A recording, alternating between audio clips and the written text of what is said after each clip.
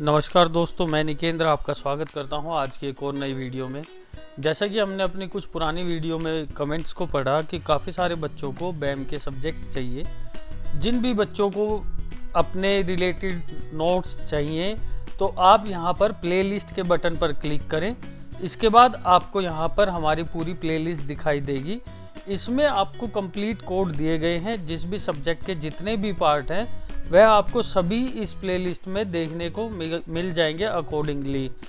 और यदि आपको पीडीएफ की रिक्वायरमेंट है तो आप हमारे स्क्रीन पर दिए गए नंबर पर कांटेक्ट कर सकते हैं या आप हमारे व्हाट्सएप चैनल को भी ज्वाइन कर सकते हैं।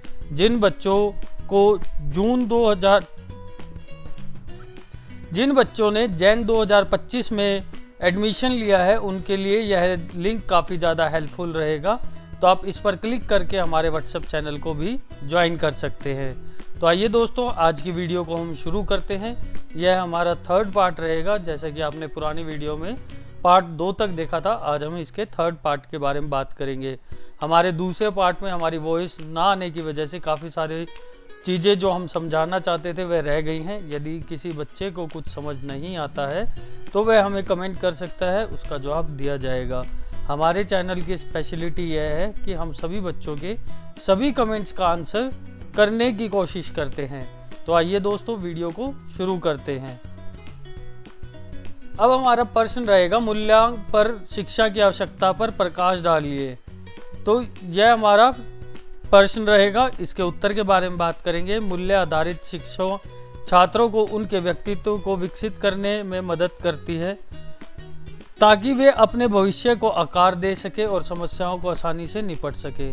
यह युवाओं को बदलती परिस्थितियों के प्रति सोच रहते हुए अपनी सामाजिक, नैतिक और लोकतांत्रिक जिम्मेदारियों को निभाने के लिए तैयार रहता है। मूल्य शिक्षा के महत्व को इसके लाभों पर विचार करके समझा जा सकता है कि वह बच्चों के शारीरिक और भावनात्मक रूप से बढ़ने में कैसे मदद करता है, शिष्टाचार सिखाता है, भाईचारे की भावना का पोषण करता है, देशभक्ति का पोषण करता है और धार्मिक सहिष्णुता को बढ़ावा देता है। इसके बाद इसमें आपको कुछ पॉइंट देखने को मिलेंगे जो कि रहेंगे ईमानदारी, आदर, सहानुभूति, जिम्मेदारी, ईमानदारी और भी बहुत कुछ।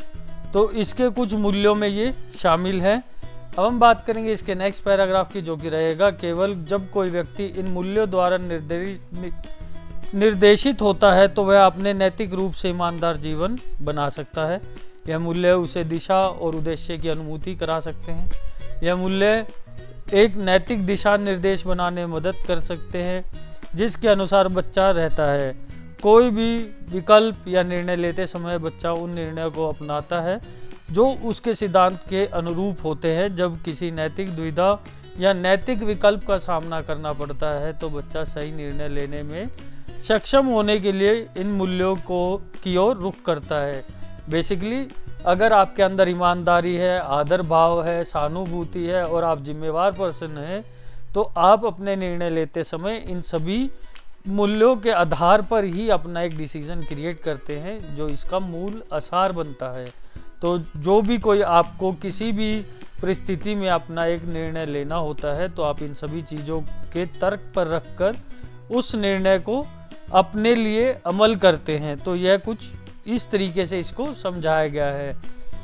इसके बाद हम बात करेंगे कुछ इसके जो न्यायपूर्ण बनाने में मदद करते हैं तो उसके बारे में हम बात करेंगे, जिसमें पहला पॉइंट रहेगा जो कि है नैतिक दिशा। मूल्य शिक्षा बच्चे के चरित्र निर्माण में मदद करती है।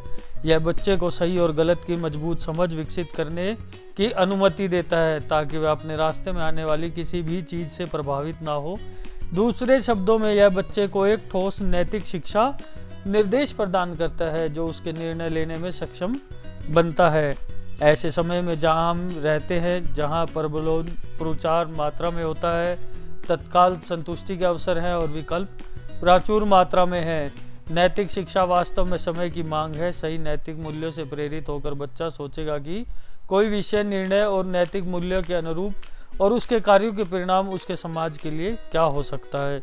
इसके बाद आपको इसमें विविधता और समावेश के बारे में भी देखने को मिलेगा, जिसमें छात्र विभिन्न दृष्टिकोणों का सम्मान करने, विभिन्न लोगों को स्वीकार करने और उनके साथ मिलकर काम करने की आवश्यकता सीखता है।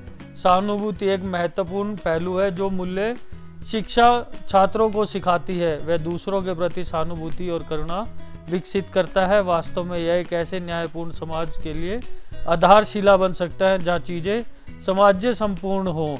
तो इस तरीके से आपको इसमें सहानुभूति के बारे में देखने को मिलेगा। उसके बाद बेहतर नेता बनना, मूल्य की शिक्षा नेताओं को बनाने में बहुत मदद करते हैं जो विश्वास, जिम्मेदारी और बहुत कुछ के मूल्यों से प्रेरित होते हैं। इसके बाद पर्यावरण जागरूकता भी इसका एक महत्वपूर्ण हिस्सा रहा है। इसके बाद हम बात करेंगे भारत में एक मूल्य आधारित शिक्षा के महत्व का वर्णन कीजिए। वर्तमान व्यवस्था में की 20वीं सदी के पश्चात प्रादुर्भाव में आई कई नई प्रणालियों का समेकित रूप है। शिक्षा में नित्य नए प्रयोग एवं नई शिक्षा तकनीकों ने वर्तमान प्रारंभिक माध्यमिक शिक्षा में कई महत्वपूर्ण सुधार लाए हैं। अंग्रेजों द्वारा भारत में अपनाई गई शिक्षण तकनीक वास्तव में लॉर्ड मैकाले द्वारा प्रतिपादित तकनीक का ही प्रतिफल रहा है। आज़ादी के पश्चात 1953 में गठित मुदलियार आयोग, 1961 में स्थापित NCERT, 1966 में गठित कठोरी आयोग ने अंग्रेजों द्वारा अपनाई जा रही रट शिक्षा प्रणाली में कई जरूरी बदलाव किए। शिक्षा इस सिद्धांत पर अवलंबित हो गया है, जो पढ़ा जाता है वह पाया भूलने वाला होता है, जो देखा जाता है वह याद करने योग्य होता है, परंतु जो प्रायोगिक तौर पर करके सीखा जाता है याद होकर भी पूरी ज़िंदगी याद रखने वाला होता है। इसमें बेसिकली आपको ये बताया गया है कि जो पढ़ा जाता है वह आदमी भूल भी सकता है और जो वह देखा जाता है उसे याद में भी रख सकता है, पर जिसे प्रैक्टिकली करके सीखा जाता है वह पूरी ज़िंदगी आपको याद रहेगा।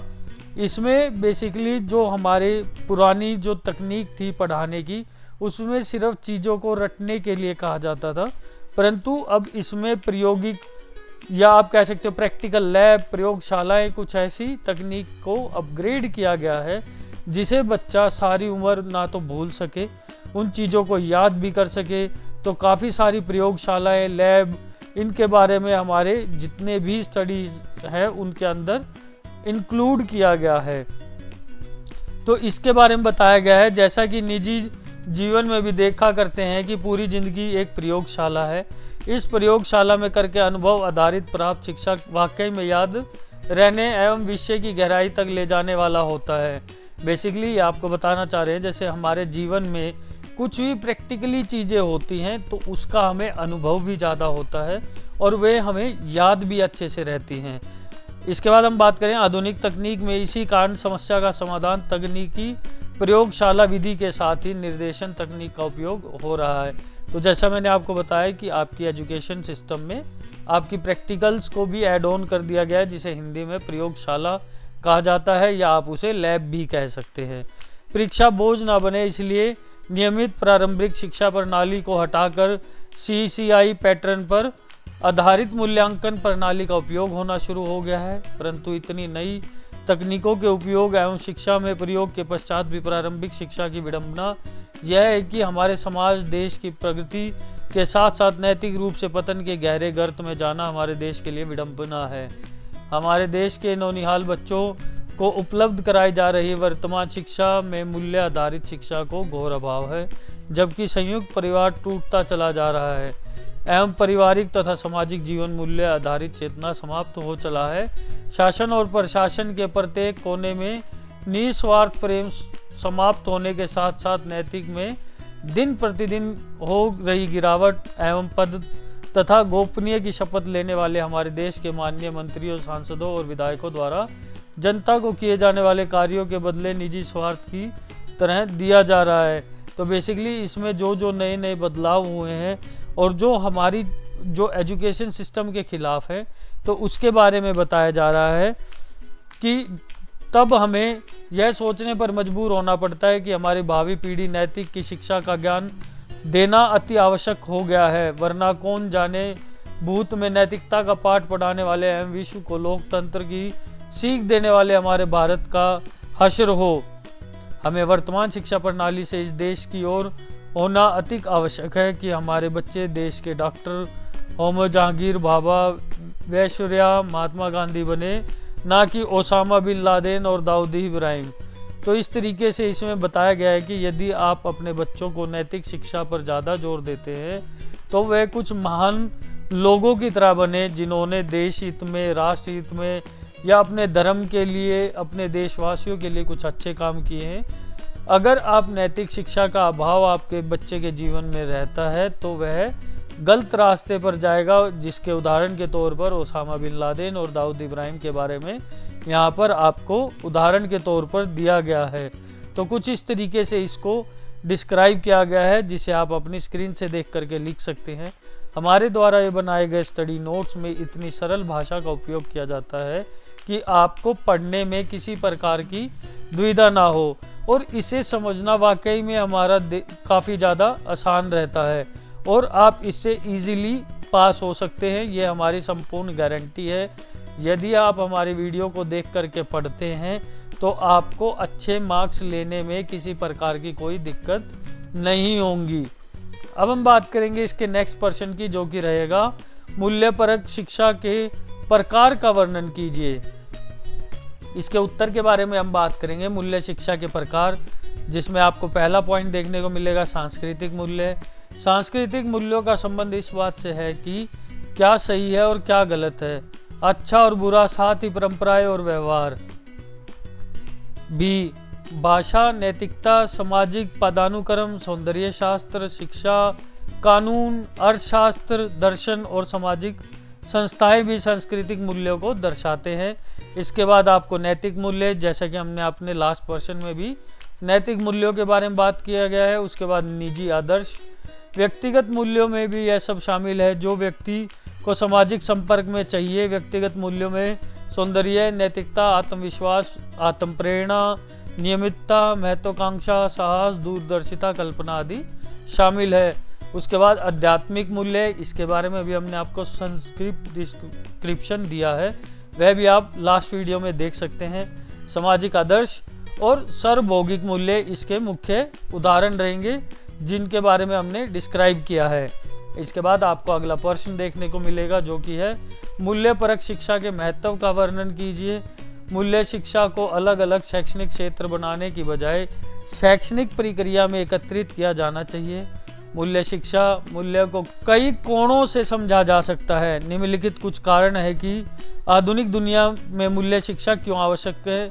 इसके कुछ कारण इस प्रकार है: यह चुनौतीपूर्ण परिस्थितियों में सही विकल्प चुनने, निर्णय लेने के कौशल को बढ़ाने में सहायक है। यह छात्रों में दया, करुणा और सहानुभूति जैसे महत्वपूर्ण मूल्यों को विकसित करता है। बच्चों की जिज्ञासा जागृत होती है, उनके मूल्यों और रुचियों का विकास होता है और इससे छात्रों के कौशल विकास में मदद मिलती है।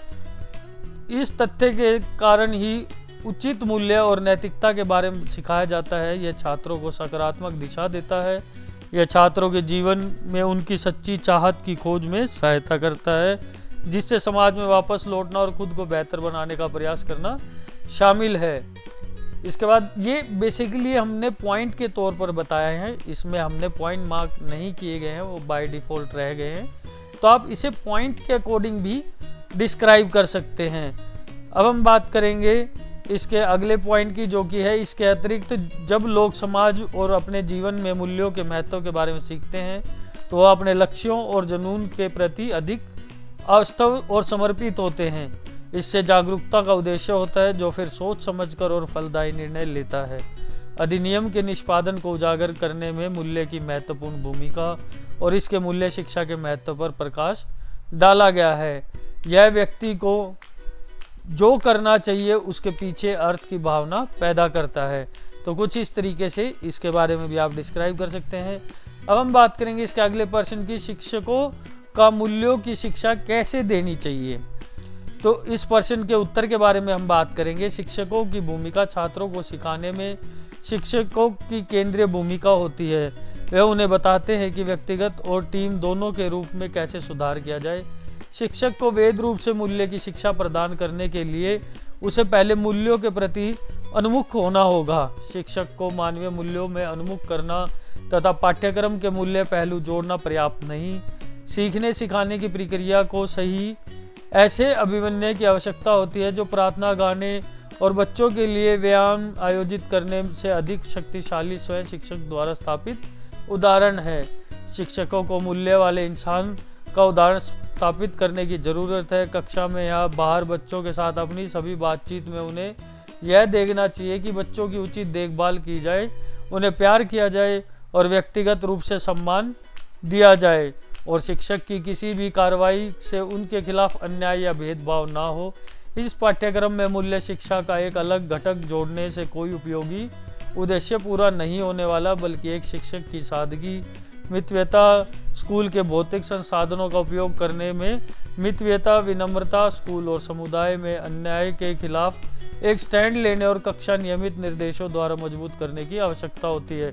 बेसिकली इसमें बताया गया है कि जो भी आपको शिक्षकों द्वारा मूलभूत सुविधाएं प्रदान की जाती हैं, जो आपको मूल्यों की शिक्षा प्रदान की जाती है, उसमें पहली प्रायोरिटी आपके शिक्षक रहते हैं।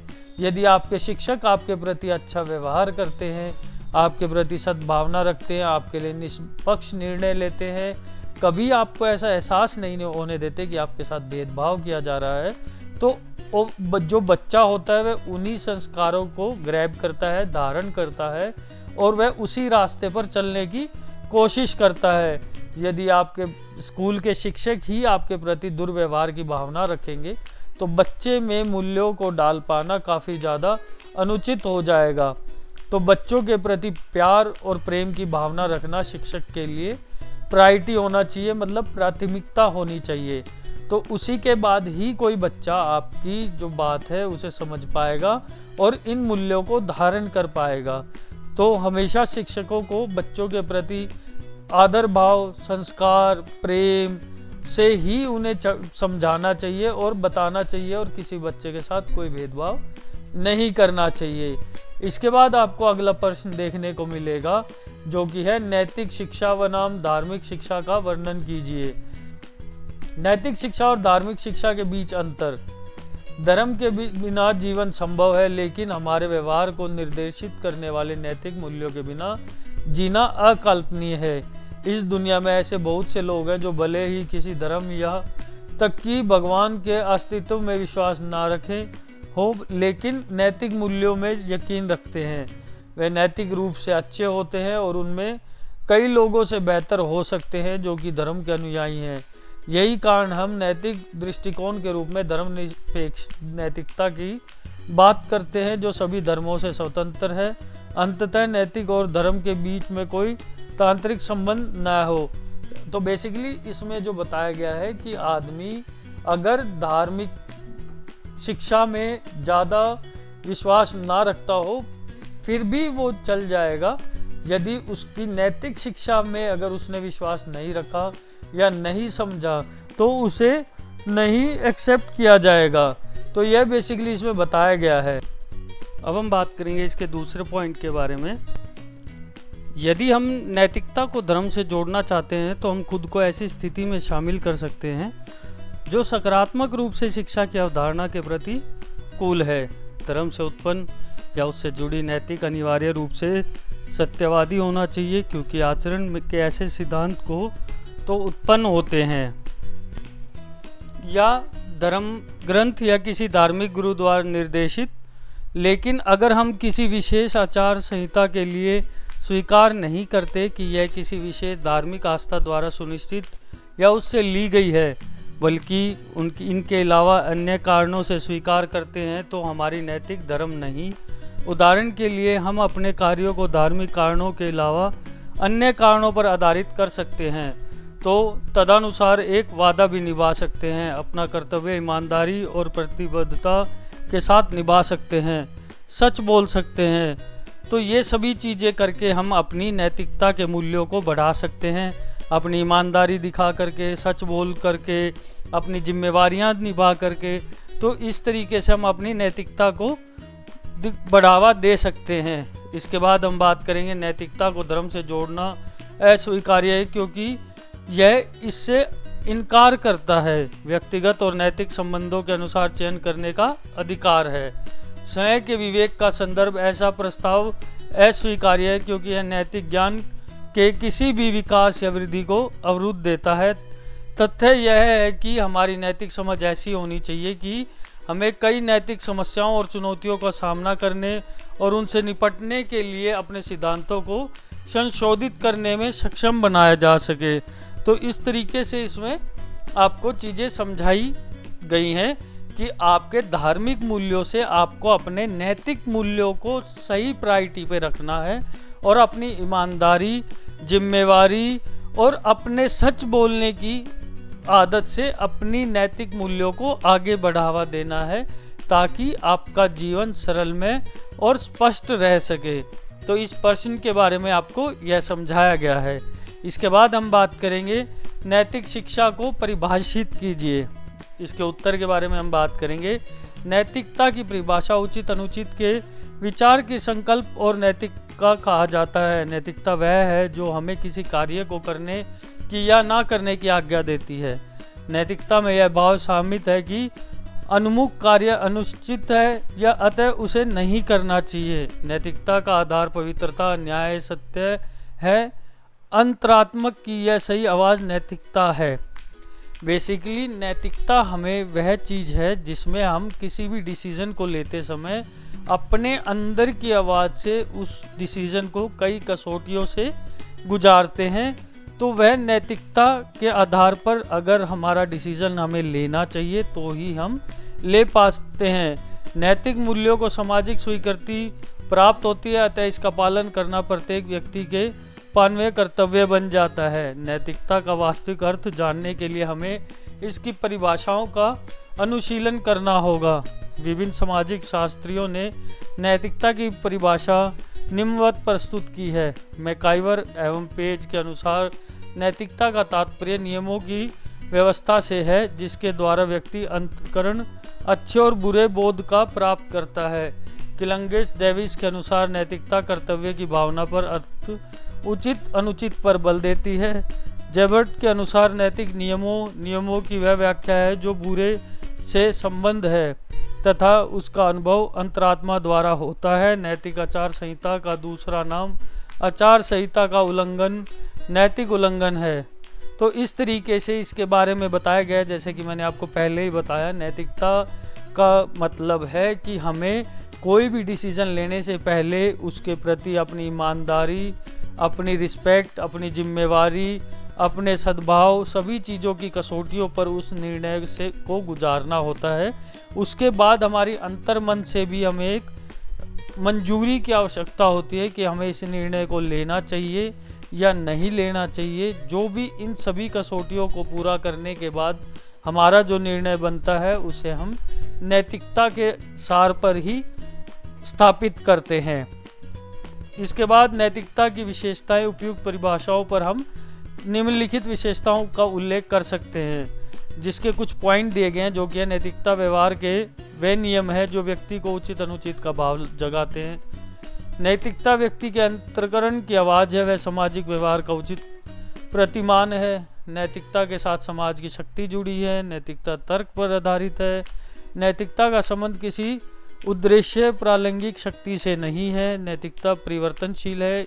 इसके नियम देश, काल और परिस्थितियों के अनुसार बदलते रहते हैं। नैतिकता का संबंध समाज से है। समाज जिसे ठीक मानता है वही नैतिक है। नैतिक मूल्यों का पालन व्यक्ति की स्वेच्छा से होता है, किसी ईश्वर शक्ति के भय से नहीं। नैतिकता व्यक्ति के कर्तव्य और चरित्र से जुड़ी है। नैतिकता का आधार पवित्रता, ईमानदारी और सत्यता आदि गुण होते हैं। नैतिकता कभी कभी धर्म के नियमों का प्रतिपादन का प्रतीत होती है। तो इस तरीके से नैतिकता के बारे में बताया गया है। जैसे कि हमने आपको पहले भी डिस्क्राइब किया, उन्हें सिर्फ पॉइंटों में आगे डिस्क्राइब कर दिया गया है।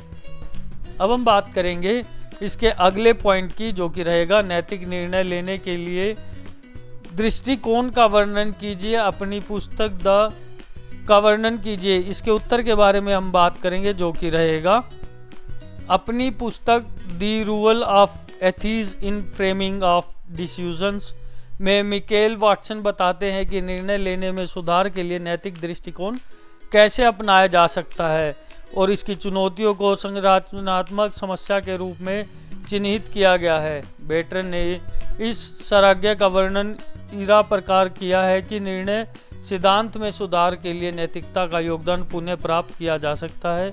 इसके अलावा बेटन का तर्क है कि निर्णय समस्या की संरचना निम्नलिखित प्रश्नों के उत्तर के अलावा खोज भी लाती है, जिसके कुछ भाग दिए गए हैं। इस स्थिति में क्या कर सकता हूँ, कार्रवाई का क्या परिणाम होगा और लक्ष्य क्या है। इसमें प्रत्येक प्रश्न का संक्षिप्त के अनुसार विस्तृत किया जा सकता है। तो इसका पहला भाग रहेगा मैं स्थिति में क्या कर सकता हूँ। इसमें उनके लिए खुली विभिन्न संभाविता क्रियाओं का प्रयोग करने की व्यवहार्यता निर्धारित करने के लिए सभी संभावित संकायों का प्रयोग करना शामिल है। इस चरण में निर्णय की समस्या संचालन के रूप में जाना जाता है। इस चरण में सबसे कुशल विकल्पों पर पहुंचने के लिए लागतों का आंकलन और उपलब्ध विकल्पों का मूल्यांकन शामिल है। बेसिकली जो ये हमारा प्रश्न होता है कि मैं इस सिचुएशन में क्या करूं, इस परिस्थिति में क्या करूं या स्थिति में क्या करूं, तो यह जो इस समय जो निर्णय लेना होता है उसे हम संचालन भी कह सकते हैं। तो इसमें आपको सभी चीज़ों को ध्यान में रखना होता है कि इसमें आपको लाभ क्या होगा, इसमें आपको हानि क्या होगी और इसमें आप किस किस चीज़ का उल्लंघन करने से, किस किस कानून का या किस किस नियम का उल्लंघन करने से बच सकते हैं। इसके बाद आपको इसका अगला प्रश्न देखने को मिलेगा जो कि है कार्रवाई का क्या परिणाम होगा। इस प्रश्न में क्रिया के परिणामों के लागत लाभ विश्लेषण शामिल है, जिस विषय में निष्पादित करने का निर्णय लेता है। इस चरण में इसके परिणामों का पूर्ण विराम करना सम्मिलित होता है। यह नायक के ज्ञान का विवेकपूर्ण होने का आंकलन करता है और यह निर्धारित करने के लिए कौन सी कार्रवाई सबसे न्यायपूर्ण है और निष्पक्ष समाधान की ओर ले जाएगी, किसी की नैतिक क्षमताओं का प्रयोग करती है। यह चरण विभिन्न संभावित परिणामों के बारे में निश्चितता की भावना को स्थापित करने की क्षमता विकसित करने के लिए कहता है, जिसके अनुसरण की संभावना नहीं है। अर्थात जो यह परिस्थिति होती है इसमें जो निर्णय लिया जाता है उसे हम निष्पक्ष कार्रवाई के तौर पर देखते हैं और उसमें हम लोग सभी नैतिक मूल्यों का ध्यान में रखते हुए इसका निर्णय लेते हैं और हम इसमें अपने नियमों को भी ध्यान में रखते हुए अपने निर्णय को बनाते हैं। इसके बाद आपको अगला पॉइंट देखने को मिलेगा लक्ष्य क्या है। संभावित कार्यों की लागत और लाभों का आंकलन करते समय विषय के अंतिम उद्देश्यों को निर्धारित करना शामिल है। संक्षेप में इसमें किसी प्रयास के विभिन्न परिणामों का मूल्यांकन करना शामिल है। इस चरण में निश्चित क्रिया को अंत निष्पादित करने के लिए नैतिक इरादे और नैतिक शिक्षा की एक निश्चित भावना संकलित है। बेसिकली लक्ष्य में क्या होता है कि हमें लक्ष्य क्या का मतलब है कि इसका परिणाम क्या होगा और हमारा उद्देश्य क्या रहेगा। इन सभी चीज़ों को आंकलन करने के बाद जो निर्णय लिया जाता है उसे हम नैतिक मूल्य के बारे में ही काउंट करते हैं। तो दोस्तों इस तरीके से हमारा यह प्रश्न रहेगा। अगली वीडियो में हम बात करेंगे इसके गैस पेपर नंबर 3 के बारे में। तो वीडियो में जुड़े रहें ताकि आपको अत्यधिक जानकारी प्राप्त हो सके। दोस्तों यदि वीडियो में दी गई जानकारी अच्छी लगी हो तो हमारे चैनल को सब्सक्राइब करें और बेल आइकन का बटन दबाना ना भूलें ताकि इग्नू से रिलेटेड सभी जानकारियों की नोटिफिकेशन जल्द से जल्द आप तक पहुंच सके। वीडियो में अंत तक बने रहने के लिए आपका बहुत बहुत धन्यवाद।